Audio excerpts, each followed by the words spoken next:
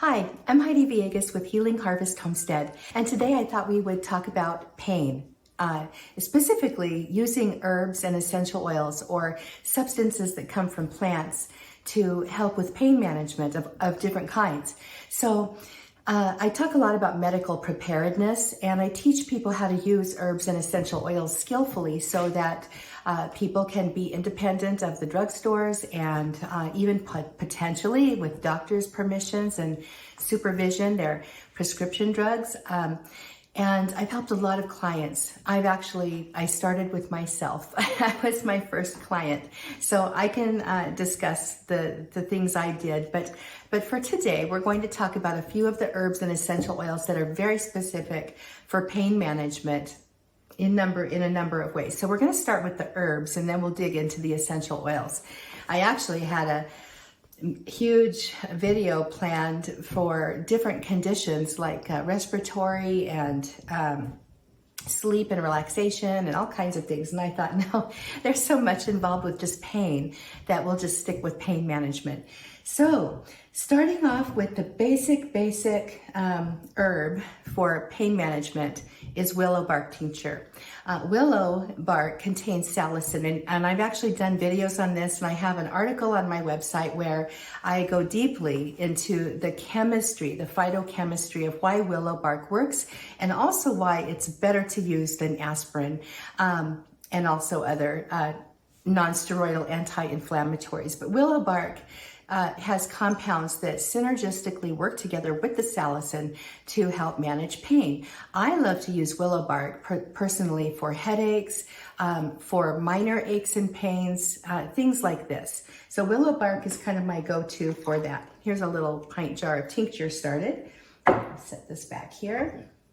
Next up is, and by the way, this is not all of the herbs. I've got so many more potential herbs to use. These are the most common ones that I love to use and also teach my students to use.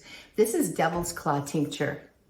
Devil's claw tincture is wonderful for inflammation, and I like to use it in conjunction with willow bark tincture if I've got some heavier duty pains going on, like arthritis and issues with gout, things like that.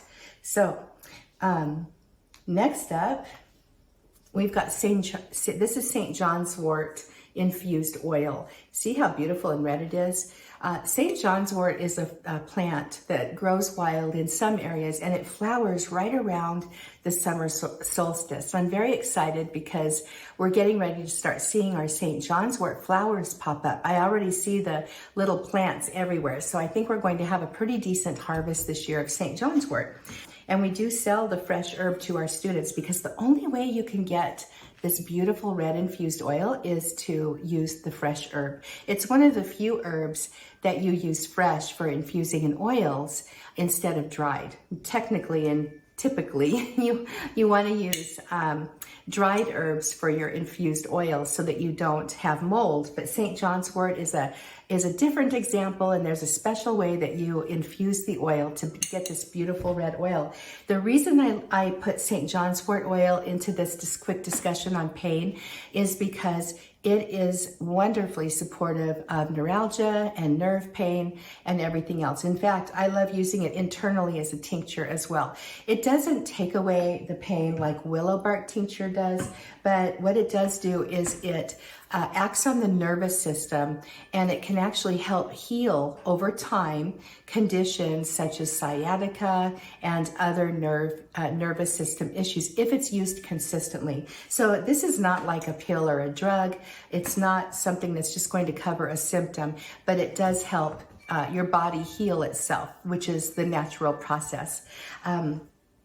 Years ago, and I don't talk about this a whole lot, but this is many years ago, I had very serious L4, L5 disc issues, and the doctor had put me on oxycodone and Xanax, which there's a direct link between pain and anxiety. So usually if you're put on an anti-anxiety medication like Xanax along with a really strong pain reliever, it's to mitigate that action between the two forces on your body, which are so debilitating. So I've been there with my spinal issues and things like this.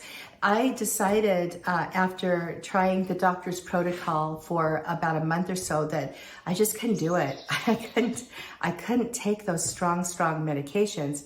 I was a zombie. So I put together my own little protocol, and I ended up using St. John's Wort salve and the massage oil, along with certain essential oils, which I will get to in a moment. I've got essential oils in here. And I also have a yoga background and a partial teacher's training certification. So I put together some exercises for myself to use in conjunction with St. John's Wort oil, in conjunction with willow bark and devil's claw. And over time, my sciatica went away. My disc problems went away. And by the way, I also managed my own stress, primarily using essential oils, breathing techniques, and other lifestyle changes. And I think all of those things together really worked to synergistically and holistically solve my back problems. So that's just an idea. But I have St. John's Wort infused oil in this herbal cadre for that reason. Next up, Arnica and Comfrey oil. So Arnica has compounds that help with surface bruising, sore muscles. It's amazing for sore muscles and conditions like this. Comfrey as well is highly anti-inflammatory. So I love using the infused oil to make salves with, and then add essential oils in that are also anti-inflammatory. And this is one of our favorite infused oils to use for pain and inflammation. In fact, I made the most beautiful Arnica Comfrey salve a few weeks ago when I put out the Arnica Masterclass in the Confident Herbalist tribe, which is our tribe. It's our herbal learning membership, and I love it, and my students love it. But anyway, this was one of the recipes I shared, and it is one of the best salves I've ever made. It's super effective. I just want to show you some salves. So this is Balm of Gilead salve, and you can see we use it quite a lot. This is made with cottonwood buds, and cottonwood buds, like willow bark, contain high levels of salicin. So they go to work and they help with pain and inflammation. Another herb we use for pain is cayenne, and this is a cayenne pain relief salve that's made with cayenne infused oil and ginger, along with essential oils that are also excellent for pain management. And I actually have a video on this that I did a long time ago, so I'll link to that one. I'll link to other things up there too that are relevant to this. This is the Arnica Comfrey salve I was just telling you about. Look at that gorgeous color. Sorry for it doesn't have a smooth top because, again, we've been using it. We're in the middle of planting season right now, so we're outside a lot and we're working in the garden all the time, and we have a lot of sore muscles. So we're using this salve quite a lot. So Arnica Comfrey salve. You might be wondering why it is blue, green, or turquoise, because typically it would be similar to the color of the infused oil, which is kind of a light green. But I've got some different essential oils in here, and one of them is Yarrow essential oil, which I'm going to talk about in a moment. It's one of the blue oils, and it turned the salve this beautiful blue-green color, so it's really fun to use. Really fun to use. Very wonderful recipe, which if you're a member of the Confident Herbalist tribe, you have access to. It's highly effective. All right, so now we're going to go ahead and move into the essential oils. And again, I just want to say, this is not an exhaustive list of potential herbs and infused oils and tinctures to use for pain management at all. There are so many more. There are just so many more. There's lots of choices. These are just a few of my favorites. But you can see, like, why would I'm taking my essential oils out of the basket. Why would I go to the store and spend my hard-earned money on nasty chemical concoctions when I have got natural plants and other derivatives, extracts that I can use instead? And by the way, a lot of people think essential oils shouldn't be counted into herbalism, and I disagree. First of all, I'm an herbalist and I'm an aromatherapist, and I consider herbal extracts of all kinds to be part of herbalism, and that includes essential oils. So essential oils are simply the steam distilled or cold pressed extracts of the volatile oils of the plant, and they're highly, highly effective. So let's go ahead and talk about a couple of things here. First of all, I'll just show you a couple of roller bottles. I love roller bottles because you can use them locally for different acute situations. So this is my super headache roller bottle blend. I love this. It works almost immediately. You just rub it on your temples, you put it on the back of your neck. It is amazing. So I love this one. This is a featured recipe in my course, Stitch the Drugstore. This one is my carpal tunnel blend. And I can tell you right now that when used over time, this might just be very helpful for you as it has been for me. I've suffered with carpal tunnel for a long time, been told I needed surgery, and I just haven't gone and done it because I don't want to have surgery. And so I started using this, and after about 3 months of using it, the carpal tunnel was practically gone. And then of course, because things feel better, you stop using things. And so I put it up, didn't use it. And sure enough, my carpal tunnel pains started coming back again. So I love using this on my on my areas where I experience a lot of the carpal tunnel pain, around my thumb and my wrist. It's super helpful. Okay, let's talk about the individual essential oils now. So first off, we've got birch and wintergreen. Birch and wintergreen both should never be taken internally, ever. In fact, I just want to say that I know that a lot of the MLM distributors tell people it's okay to take essential oils internally. And honestly, it is if you know exactly what you're doing. The problem is that most of the distributors don't know what they're doing because they're not certified aromatherapists. If you get any kind of aromatherapy advice, please be sure that you're getting the advice from a certified, and I would suggest level 2 minimum aromatherapist. A level 1 aromatherapist only needs a few hundred hours of study. A level 2, I'm not sure of the exact number because I went over and above, but which is what I know. I'm a level 2 professional aromatherapist. It was nearly probably 700 to 1,000 hours that I put in, and now I'm working on my clinical level. So essential oils are very powerful. They're very serious. They're very effective, and I love them. But wintergreen and birch are excellent topical analgesics, and that's again because of the salicin they contain. So next up, I love clove bud.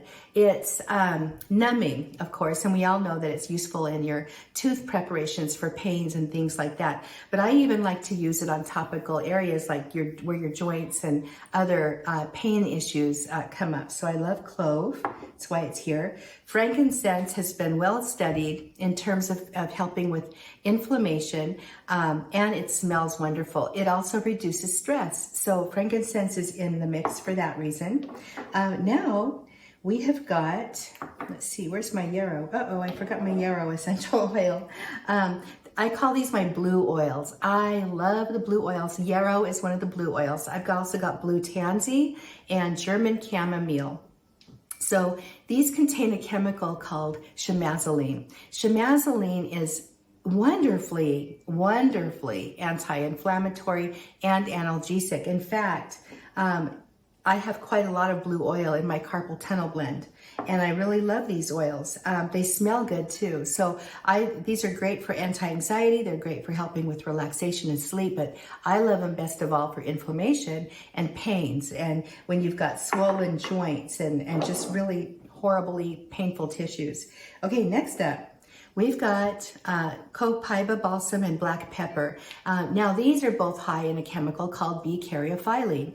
B-caryophyllene is super analgesic, super anti-inflammatory. Not like salicin is. It works totally differently on the body, but these are both calming and soothing to the nerves and the stress levels while also getting into aching, sore areas and just helping you feel better quickly. So, in fact, I just want to say that I read a research study not too long ago that copaiba balsam, the B-caryophyllene in copaiba, is pretty similar to what's in CBD oil.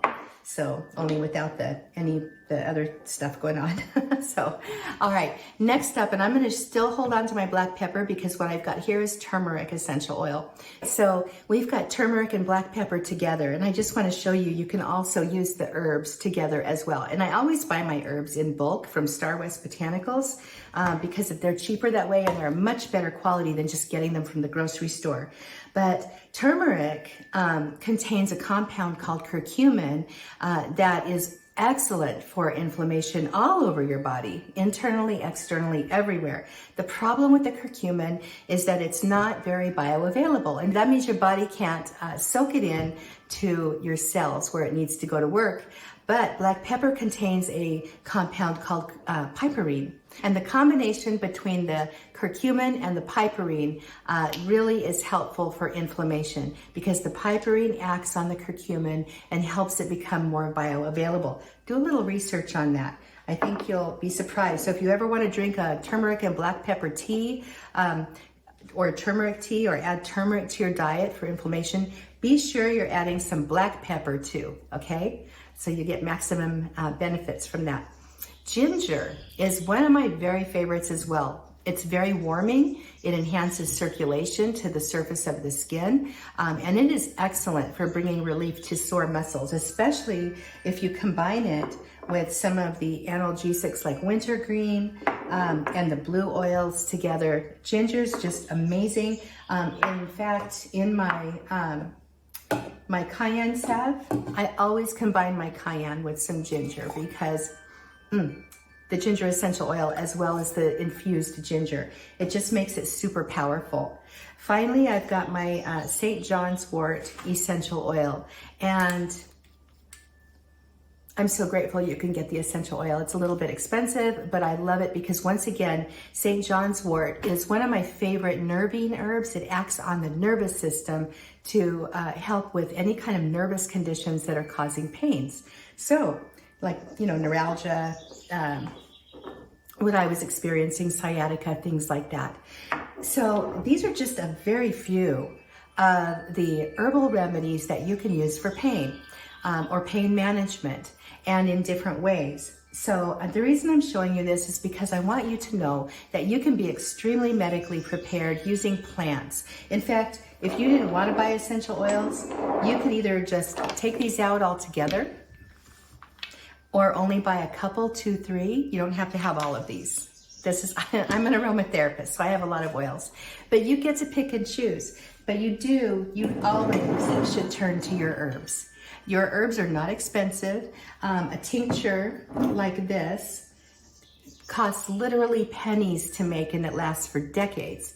So willow bark tincture, which can be a great substitute for acetaminophen and aspirin, things like this, it lasts years. So you make a little bit one time, you save so much money, and it works better, and it's healthier for you and your family. St. John's Wort oil. We forage a lot of our herbs or grow them if we can. I know not everybody can do that, but St. John's Wort is not expensive to buy. And if you can find a person who forages it during the summer solstice time and purchase some from them, you can make this yourself also for literally pennies. And it's an amazing helper for sciatica and nervous system issues.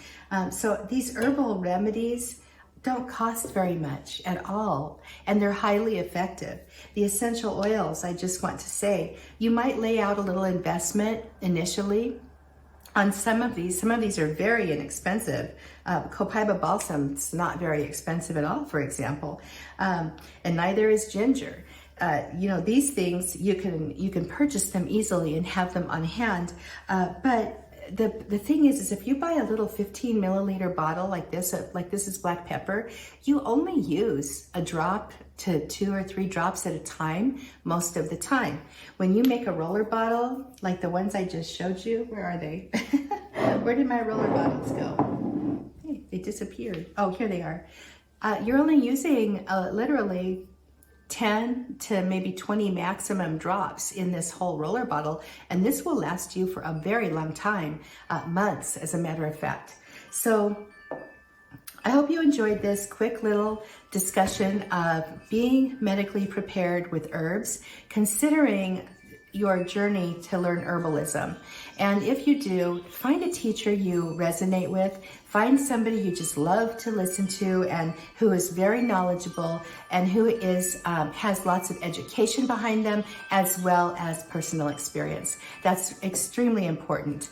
There are a lot of armchair herbalists out there who just read a few books and maybe take a little course and they think they know herbalism. You have to have worked with the herbs for a while to be competent to teach, is my understanding and belief, because I'm a teacher. All right, I'm Heidi Villegas with Healing Harvest Homestead. I hope you'll leave a comment below. If you have any questions about any of the herbs I shared with you today, I would love to know and I will answer them in the comments. So subscribe, leave comments, please like this video. I appreciate you being here and I hope to see more of you. Again, I'm Heidi Villegas with Healing Harvest Homestead. Check the description below. I've got lots of free gifts for you and you can pick and choose. They're all really valuable for your home apothecary and will help you get started learning herbs, and they're free.